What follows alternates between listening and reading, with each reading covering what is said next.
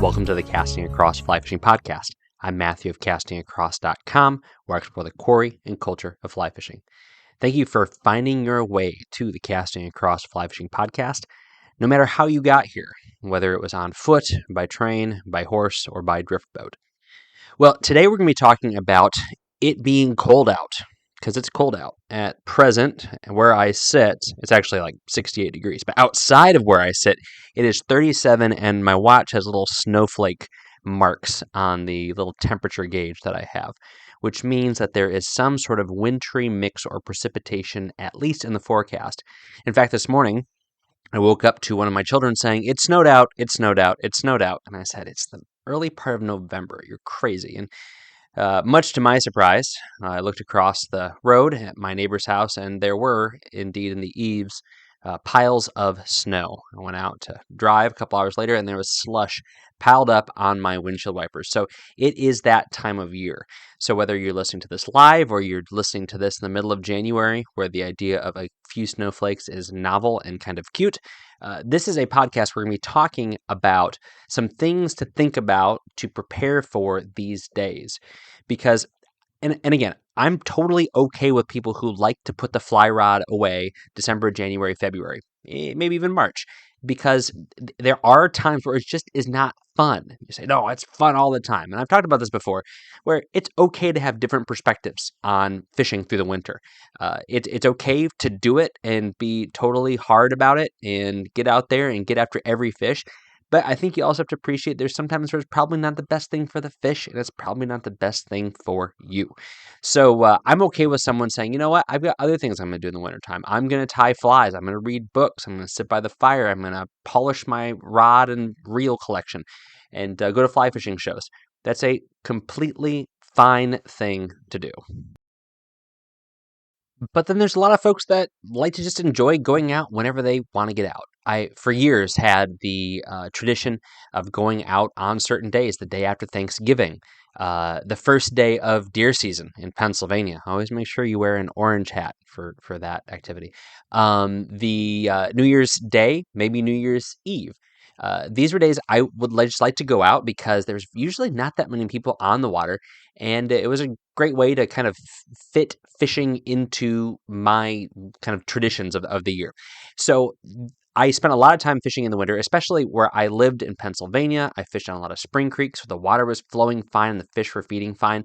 But I guess today what I wanted to do is talk through a few things just to get you ready for being on the water in the cold. Some have to do with gear, some have to do with presentation, some have to do with approach. So it's a potpourri of winter and cold weather fly fishing stuff. If you want more in-depth analysis of gear, of technique, of even just how and where to fish when it comes to winter, then head over to castingacross.com, put winter in the search bar. You'll find all sorts of articles that talk about everything from nymphing in an incredibly slow and boring manner to the kind of clothes that you will need to stay warm. But we're going to touch on a handful of those topics today in the podcast. And the first one is something that absolutely drives people bonkers, and it is one of the things that will keep people off the water if it happens repeatedly, because it is a significant frustration for any angler, and that is when your guides ice up. So if you're a new angler, your guides are those little things on your fly rod that make your line stay where it's supposed to go. And when the water comes back from the river to your fly rod on your fly line, it will accumulate on those guides. And if it's freezing fast enough, and especially if you're not making a lot of casts, if you're casting and watching your drift, and maybe you have a stationary target you're fishing to, so not a lot of lines coming in and out of your guides, you're just picking up and putting down, then that will have a chance to accumulate. So there's a few things to think about here. One, fly rods are built to be used in a wide variety of settings and circumstances, and that includes weather. They are outdoor gear pieces, right? I'm not sure off the top of my head what the tolerances are. Certainly, there would be a cold where a fly rod would be in a dangerous place as far as the components, and there'd also be a heat place. The epoxies, the resins, the materials themselves, the graphite, the fiberglass, and even the metal is going to become very brittle or going to become very malleable at certain temperature extremes. But that is not what you're going to find under normal angling circumstances. It's just something just to be aware of, that these things are they're built and to be light and to be affordable. They're built in such a way that they're not impervious to the elements. But your biggest concern here is twofold. One, it has to do with your fly line. It has to do with your fly line, because ice is abrasive. You may say, no, ice is smooth. Well, ice is smooth, but at the micro level, ice is abrasive. And so there's a couple things that this means. One, when you are fishing in the ice and you're fishing on a river and there's ice there, do not drag your fly line across an ice shelf. You're not making some sort of cute and quaint presentation there. That's actually very, very bad for your fly line. The plastics that are used in the construction of your fly line will get scratched, will get snagged on this, and it will be bad for it. Secondly, when you have this ice buildup on your guides, pulling your fly line through that is going to it's going to go through that same abrasion, and it is going to cause problems for that fly line. And fly line, you can buy the cheapest stuff and treat it like dirt, but your casting is going to suffer for it. Or you can buy the nicest stuff and take care of it, and your casting is going to do much, much better. So one of the ways that you can take care of your fly line and enjoy fishing in the wintertime is to make sure that you don't have that buildup on your guides. Now, is it going to be completely possible to eliminate the icing up of your guides? Not completely, but there's ways you can mitigate it. First and foremost, do not snap it off by using your fingers, because, as I said before, the components that go into a fly rod have high tolerance for adverse conditions, but they are not impervious. So if you are repeatedly snapping that kind of little ball of ice that builds up around and inside of your guide, whether you have a spiral guide or a snake guide or even just a normal style of guide like you'd see on your stripping guide or on like a spinning rod, by repeatedly snapping that, you are pressing on and applying pressure to a very small piece of equipment. I mean, it's a relatively narrow diameter piece of metal. Even if you're using something that's very, very durable, and doing that over and over again, even if that material itself holds up, then you're putting undue stress on the epoxy and the thread holding that there. So it's best to avoid that. So if you don't have a material that, as I'm going to talk about here in a minute, some sort of compound or substance to apply to your fly rod, what do you do? Well, the easiest thing to do here is twofold. One, you can just use your fingertips, but that's going to make your fingertips cold. Something that you can do, especially if you're only getting the buildup in a few different places, is, here we go, put it in your mouth. It's going to make it wet, so it's going to freeze up again, but it will cut down on that icing up. Now, this is not ideal. I wouldn't do this, but it's not going to make your hand cold, and it's not going to damage your fly rod. So this is like worst case scenario, best thing to do. All right. But the better thing to do is to apply a substance. Now, you will see all sorts of things that people do. They will put a nonstick spray, like a can of Pam. They'll carry with them in their fly fishing vest and spray this on their fly rod. Now, why does that work? Well, it works because it's a lubricant, and it's also a nonstick spray, which means that the water is not going to adhere to that as quickly. Now, I don't like this because there's all sorts of things in aerosol that I don't necessarily want on my fly line, and probably not on my fly rod. So if you're going to coat your fly rod, especially the guides, in Pam to go out and fish for the day, I would say knock yourself out, but then wash your rod and wash your line and wash your reel afterwards, because there's a lot more than just a nonstick agent that's in an aerosol spray can, okay? It works. People swear by it.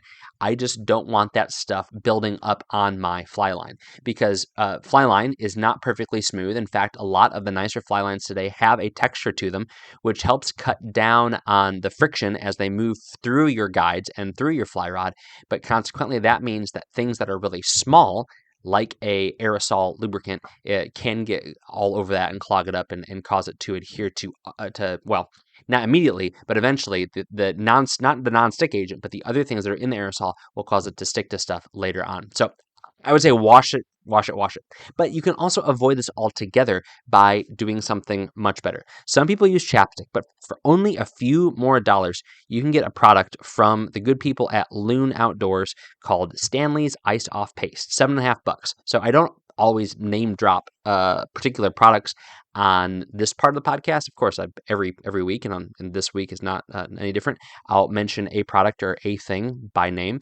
But when it comes to products that do the job that I am asking you to consider doing about keeping your guides from icing up, then Loon's paste is going to do that great, and it's built for this particular application.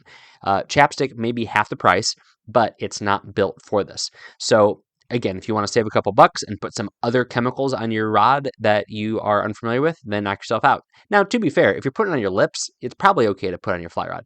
But for a couple more dollars, it's got a nice little hook that you can put it on your vest. You can put it on your pack. It's probably not a bad thing to do. So that is what my suggestion would be. But there's a way around this. I mean, I've known people that have said, I tried to go fishing and I absolutely hated it because my guys kept icing up. Okay, well, there's a way around it. So that's the first thing. I know there's a lot of conversation, but anytime it has to do with fly line, I get very excited and I want to make my strong opinions known. All right, so that's the first thing. Be aware of rod guides icing up. The next thing I want to mention is that you need to bring your dry flies with you. You need to bring your dry flies with you. One of the biggest knocks, besides the uncomfortable nature of it being cold and your guides icing up and how that's uncomfortable and inconvenient, is that you're having to fish slow and you're having to fish low. Some of the best things in the world do come from slow and low. I mean, barbecue, for example. However, this is not an accurate statement of fishing in the wintertime. There is plenty of dry fly action in the winter.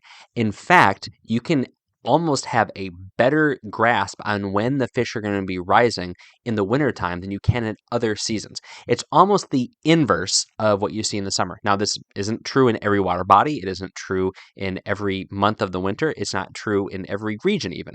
But one of the things that you find is like in the summertime, usually you'll see a great dry fly burst of action first thing in the morning and right before it gets dark out. Okay, so morning and evening. In the wintertime, you usually see it in the middle of the day. Why does it happen in the middle of the day? Because there are certainly macroinvertebrates that will be more active at this time of day. One, because the water is warming up because the sun is higher and it starts to warm up a little bit. So you're talking about really small shifts in the temperature that are triggered by the sun getting higher in the sky. So even if it's midges, even if it's some small little black caddises, cat-eye? Anyway, whenever those bugs come off, it's going to be a little bit more like clockwork. So if sunrise is at, 6 o'clock and the sun is high in the sky around 11, then you can almost set your watch to the fact that if there's going to be dry fly activity, it's going to be at 11:30 or noon. Now, again, there's so many variables there, but I've had some spectacular dry fly fishing days and stretches of days in the middle of the winter. And it has been on big rivers fishing with caddis, like late October, November caddis in some really big rivers out east. And then midges that are coming off and the trout are feeding on them like they would if it was trichos in June. And they absolutely will pursue them and they'll trigger on them, and those small variations in the water temperature cause the bugs to move and they cause the fish to move also, because critters are going to take advantage of those small variations, those little changes in their environment to get what they need, particularly when it comes to food. And so these bugs are taking advantage of it, and those fish are going to take advantage of the bugs taking advantage of it as well. So bring your dry flies. It might not be a full robust box, but you're going to be able to find the kind of bugs that are moving around, that are flying around, that are hatching, that are going to be landing on the surface or emerging, and the fish are going to be pursuing them. And when those fish have been used to going after things that look in one particular way, to give them a choice offering of something else may very well trigger them to move a little bit more. You find this when you are swinging flies. You'll find this when you are pulling up flies on the retrieve, that you'll have fish that get very aggressive even in the wintertime because you're just pulling that fly in front of them like you would otherwise. I mean, you have to think about it this way. Do people who fish spinners and people who fish rubber worms catch trout in the wintertime? And the answer is an unequivocal yes. Why is that? Because they are keying in on a fish's predatory response, and they're using something like motion to go after a fish. And that doesn't necessarily have to be something with a spinning blade. It doesn't have to be something with a garlic infused scent. It could very well be a skittering, puffy attractor fly on top of the water. And it's not going to be as likely as the time of the year when there's grasshoppers landing on the water, but it's still a possibility, and there's no reason you can't do it. Now, it's if you're fishing Catskill style dry flies with a very, very delicate presentation in the middle of winter, there's a chance you're going to catch the fish, but it's not going to be as likely as other times of year. So, of course, there's some things that you have to weigh your options, but just like you are going to be fishing differently throughout the seasons, you can fish differently in the wintertime, but utilizing those same techniques and those same flies, and make sure you keep dry flies in your rotation. You can have some really, really fun days, and man, what a terrible sensation that would be if you're watching a bunch of fish upstream rise and you look down and all you have is a bunch of really heavily weighted tungsten nymphs. That would be absolutely traumatic. All right, so first talked about how you can get out on the water and you can fish even if there's ice that could be forming in your guides. You can completely circumvent that. Secondly, don't hesitate to bring and to fish dry flies. It is you don't want to be left without them, right?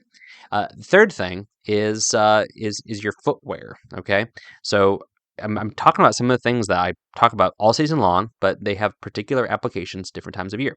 So footwear matters so much. Fishing in felt is not good when there's snow and ice and slush on the ground. It can be particularly dangerous, in fact. I don't know if you've ever done the platform shoe thing as you're walking with felt soles and they start to pick up snow. And I mean, felt will stick to ice really well. It does have a lot of traction on ice, but when there's anything loose, so snow, or if the ice has a little bit of wet on top of it, that's when it gets dangerous.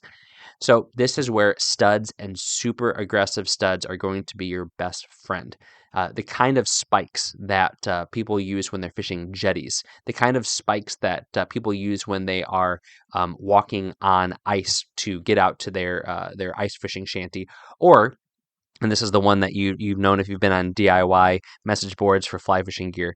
The spikes that motorcycle racers that race motorcycles on ice, what they use as traction for their tires, having those instead of normal little tiny studs that you screw into the bottom of your wading boots is something that a lot of people do. But I like to use my wading soles that were designed for my fly fishing boots that have really aggressive spikes on them so that I can move around safely. Because for one, you're going to have a variety of circumstances. You have the trail, which could be in really bad shape. Then you have accessing the water, which can be the most dangerous place for you to step into the water and there being a variety of different surfaces. And then you can even have it where there is water and you're wading shallow, but there's ice that's underneath the water if the water levels come up, or if it is, if you're on the edge of the stream and that water's kind of lapping and it causes there to be ice, that can be dangerous as well. And so although big aggressive spikes might not be your preferred sole most of the year, now's the time to have a boot with that on it, or whether it be removable soles or removable studs. This is a great thing to employ to keep you upright and keep you safe. And the last thing is another technique thing. So I have two gear things and two technique things. This one has to do with fishing bigger water. Now is the time of year when you can fish the major river systems that your trout stream flows into, because those fish are going to seek thermal refuge, especially if you're fishing a freestone stream that is going to get really cold, that maybe even has ice. Certainly if there's anchor ice, so ice that goes all the way to the bottom. I mean, fish are going to get out of there as fast as they can. It can be completely deadly to populations. But these fish will move out of these smaller creeks and these smaller streams into larger rivers, the kind of rivers that only hold catfish and carp year round, or throughout the warmer months. Now you're going to find trout in the mouths of the trout streams as they empty into these larger rivers. Now's the time to fish those places. And now's the time to get out there and see what else you're going to find, because you're going to find the fish that, like the warmer water, are going to move into those river mouths also. So you're going to catch a complete mixed bag. This is also the time of year if you can find any place where there's a warm water discharge. It might not be through a super environmentally friendly situation. It could be through a water treatment plant or something like that.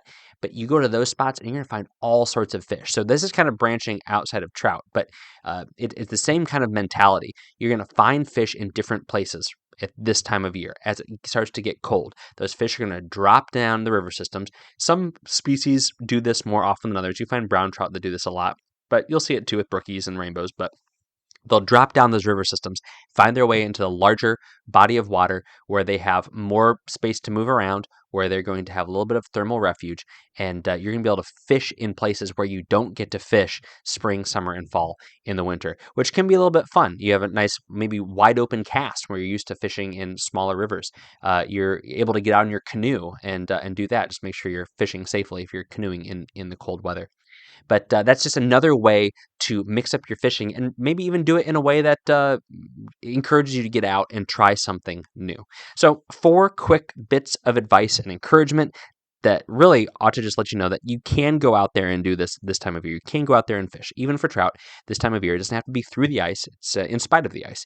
But again, if you don't want to do it, I'm not forcing you to do it. So any other tips, tricks, ideas, techniques, accusations, whatever it may be about winter fly fishing, certainly over the course of the coming months, we'll be talking more about it. But here's a few things that hopefully will get you encouraged to get out and make it happen this season on the water. This week on castingacross.com, the first article that came out was called Trout and the Depth of Temptation. And I will tell you what this article is. It is horror? I don't know about horror. Maybe. It's a scary story, kind of, sort of. I mean, it's not violent or anything like that, but it can creep you out, especially if you're fishing and it's really, really dark out. But Trout and the Depth of Temptation, a little bit of allegory and a little bit of a stab at a different that's horror, a different style of writing for me over at castingacross.com. And then Wednesday is called Moving Fly Fishing Gear. So I'm moving. I've mentioned that a few times. And as I've been packing fly fishing gear up, I've learned a few things. One is that you really just throw everything in a box. I mean, there's a couple things I didn't. Like, I've got some like waterproofing treatment for gear. I've kept that separate. I don't want that leaking everywhere. I want to make sure all my floating and stuff isn't going to get smushed and squirt all over everything. But aside from that, everything else is just like you throw it in a box because it's going to be safe. There's a couple other things that I've kind of observed as I've been packing and moving my fly fishing gear. And so I've made those observations over on that article, Moving Fly Fishing Gear, over at castingacross.com. This week's recommendation is a piece of cold weather gear, and I just picked it up specifically for duck hunting, but I'm really happy with the purchase. So this is from Cabela's Gore-Tex Extreme collection. So I own a pair of gloves from this collection and a neck gaiter from this collection. I picked up the beanie.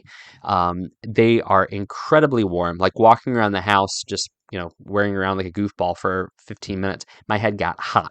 But if you're outside, it's going to do the trick.